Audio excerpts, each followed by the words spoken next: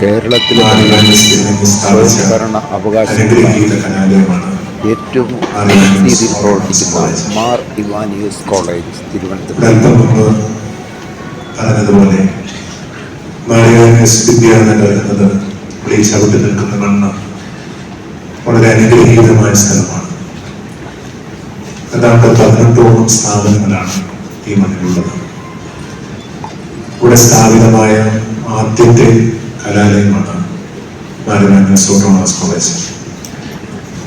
ഇത് പടിപടിയായി വളർന്ന് കേരളത്തിലെ തലയിലുള്ള കലാലയമായി ഇന്ന് ഇത് ഇവിടെ നിലനിൽക്കുന്നു. 1999 നാക്കിൽ നിന്നും അംഗീകാരം ലഭിച്ച കേരള സർവകലാശാലയിലെ ആദ്യത്തെ കോളേജാണ് കോളേജ്. 2014 ഈ കോളേജിന് ഓട്ടോണമസ് പദവി, സ്വയം ഭരണ പദവി ലഭിച്ചു. കഴിഞ്ഞ വർഷം 2024 നാക് അക്രഡിറ്റേഷൻ 5ാം സൈക്കിളിലും 7+ നേടി.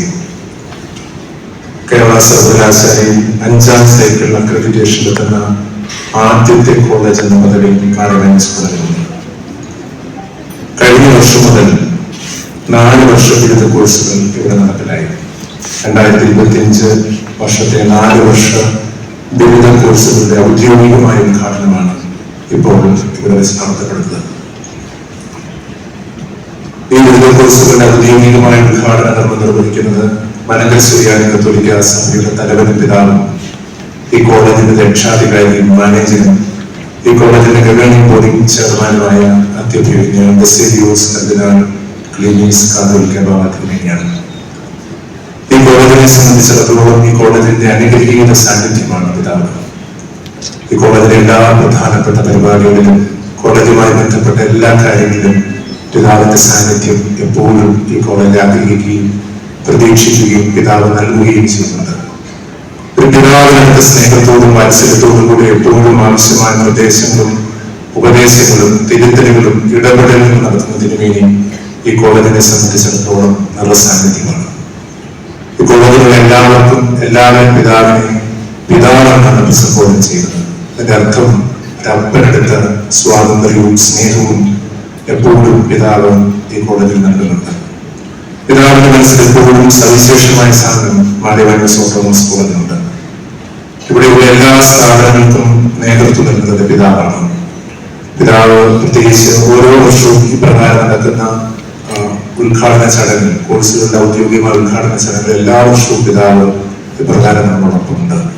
പിതാവിന് തന്റെ ഔദ്യോഗികമായ തിരക്കുകൾക്കിടയിലും കോളേജിന്റെ വേണ്ടി സമയം മാറ്റിവെക്കുകയും ഇപ്പോൾ നമ്മോടൊപ്പമായിരിക്കുകയും ചെയ്യുന്നു. ഇവിടെ ആയിരിക്കുന്ന എല്ലാ പ്രിയപ്പെട്ടവരുടെയും പേരിൽ സ്നേഹപൂർവ്വം പിതാവിനെ ഈ ഉദ്ഘാടന കർമ്മത്തിലേക്ക് സവിനയം സ്വാഗതം ചെയ്യുന്നു. ഇന്ന് ഈ സമ്മേളനത്തിൽ മുഖ്യ പ്രഭാഷണം നടത്തുന്നത് തിരുവനന്തപുരം ജില്ലയുടെ സബ് കളക്ടറായിരിക്കുന്ന ആദരണീയനായ ശ്രീ ആൽഫ്രഡ് IAS ആണ്. അദ്ദേഹം ഉടനെ തന്നെ ഈ മീറ്റിംഗിൽ എത്തിച്ചേരുന്നതാണ്. സമർപ്പണത്തിന്റെയും മികവിന്റെയും പര്യായമായ ആൽഫ്രഡ് IAS ഇന്ത്യൻ സിവിൽ സർവീസിലെ ഒരു പ്രചോദനാത്മകമായ വ്യക്തിയായി മാറിയിരിക്കുന്നു. അദ്ദേഹം ഒരു കണ്ണൂർ സ്വദേശിയാണ്. ചെറുപുഴ സെന്റ് മേരീസ് ഹൈസ്കൂളിലും തോമാപുരത്തെ സെന്റ് തോമസ് ഹയർ സെക്കൻഡറി സ്കൂളിലും പഠിച്ചതിനും പിന്നീട് ബാംഗ്ലൂരിലെ ക്രൈസ്റ്റ് കോളേജിൽ നിന്ന് കമ്പ്യൂട്ടർ സയൻസിൽ ബിരുദം നേടി. UPSC സിവിൽ സർവീസ് പരീക്ഷയിൽ ആദ്യം 310ാം റാങ്ക് നേടിയ അദ്ദേഹം ഇത് അദ്ദേഹത്തെ ഇന്ത്യൻ പോസ്റ്റൽ സർവീസിലേക്ക് നിയമിക്കുന്നതിന് കാരണമായി. പിന്നീട് 2021 സിവിൽ സർവീസ് പരീക്ഷയിൽ 57ാം റാങ്ക് നേടി. ഇത് വിജയിക്കുവാനുള്ള അദ്ദേഹത്തിന്റെ അക്ഷീണ പരിശ്രമവും ദൃഢനിശ്ചയവും വെളിവാക്കിയിട്ടുള്ളതാണ്.